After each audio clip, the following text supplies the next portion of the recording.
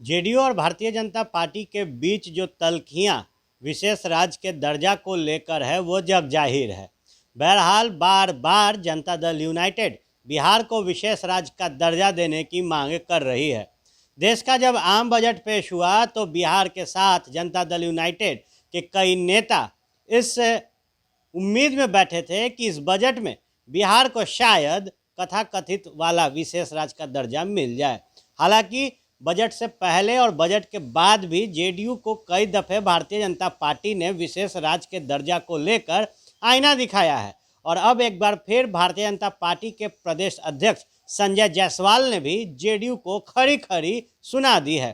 Facebook post के माध्यम से संजय जायसवाल ने नीतीश सरकार को आईना दिखाया है। बता दें आपको कि बिहार को विशेष राज्य का दर्जा देने के लिए बीजेपी और जेडीयू के बीच जो जंग छिड़ी हुई है उसमें एक बार फिर जेडीयू के राष्ट्रीय अध्यक्ष ललन सिंह ने प्रधानमंत्री नरेंद्र मोदी को कोट करके बिहार की ओर ध्यान देने की बात कही थी।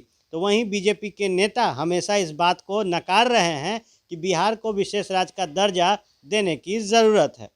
आज बिहार भाजपा के प्रदेश अध्यक्ष संजय जायसवाल ने फेसबुक पर एक लंबा चौड़ा पोस्ट लिखा है और निशाना जेडीयू के ऊपर साधा है।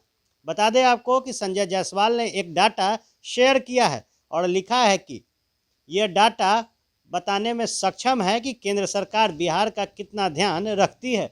उन्होंने जेडीयू नेताओं पर तंज कसते हुए लिखा है कि खुद की कमी दूर नहीं करते हैं और नीति आयोग की शिकायत करते हैं।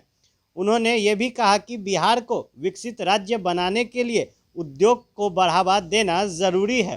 संजय जायसवाल ने अपने फेसबुक पोस्ट में क्या लिखा है आप भी पढ़िए। बता दें आपको कि संजय जायसवाल लिखते हैं कि महाराष्ट्र की आबादी बिहार से 1 करोड़ ज़्यादा है, फिर भी बिहार को महाराष्ट्र के मुकाबले 31,000 करोड़ रुपए ज़्यादा मिलते हैं। बंगाल भी बिहार की भांति पिछड़ा राज्य है पर उसके मुकाबले भी बिहार को 21,000 करोड़ रुपए ज़्यादा मिलता है।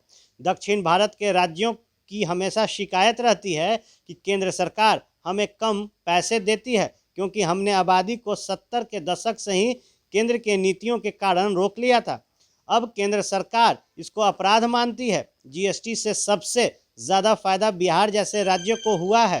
पहले जिस राज्य में उद्योग स्थापित होते थे उसको अलग से कमाई होती थी, अब इस कमाई का बड़ा हिस्सा उपभोक्ता राज्य में बंटता है जिसके कारण बिहार को 20,000 करोड़ रुपए का अतिरिक्त फायदा हुआ है। बिहार को अगर आगे बढ़ाना है तो सरकार को ये लक्ष्य रखने ही होंगे। जहां एक तरफ बार बार जेडीयू विशेष राज्य के दर्जा की बात करती है, वहीं बीजेपी के प्रदेश अध्यक्ष ने आंकड़े देते हुए कहा कि केरल के अस्पताल में 100 बेड जोड़ते हैं तो प्रति 1000 व्यक्ति में इसका इजाफा दिखता है। हम 200 बेड भी जोड़ते हैं तो 300 बच्चे पैदा करने के कारण वह नीति आयोग के आंकड़े में कहीं नहीं दिखता और हम अपनी कमी को दूर करने के बजाय नीति आयोग की शिकायत करते हैं। वहीं संजय जायसवाल आगे लिखते हैं कि जब हमने एक अच्छे लक्ष्य के लिए गुजरात की भांति 15,000 करोड़ की तिलांजलि दी है तो सरकारी राशि का उपयोग होटल और बस स्टैंड जैसी योजनाओं में सैकड़ों करोड़ खर्च करके भवन निर्माण विभाग को खुश करने के बजाय गरीबों के लिए कल्याणकारी योजनाओं में होना चाहिए।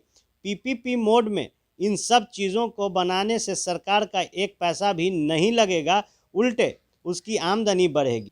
वैसे भी 5 स्टार होटल बनना सरकार का काम नहीं है। 2020 में एनडीए सरकार का गठन आत्मनिर्भर बिहार के 7 निश्चय के आधार पर हुआ था। हमें इस मूल मुद्दे से कभी भटकना नहीं चाहिए। तो निश्चित तौर पर जिस मुद्दे के साथ बिहार की मौजूदा सरकार चुनावी मैदान में थी, उस मुद्दे को एक बार फिर संजय जायसवाल ने जेडीयू को याद दिलाने का काम किया और तमाम जो खामियां इस वक्त बिहार में है उसे दूसरे राज्यों के आंकड़े को पेश करके एक बड़ा जो आईना है वो सूबे के मुख्यमंत्री नीतीश कुमार को दिखाया है। देखने वाली बात होगी कि जहां बार बार जनता दल यूनाइटेड विशेष राज्य का दर्जा को लेकर भारतीय जनता पार्टी के ऊपर प्रेशर पॉलिटिक्स करना चाहती है, वहीं जिन आंकड़ों को भारतीय जनता पार्टी के प्रदेश अध्यक्ष संजय जायसवाल ने पेश किया है उसके बाद आने वाले समय में इस पर जेडीयू के लोग किस तरीके से अपना बयान सामने रखते हैं। फर्स्ट बिहार, पटना।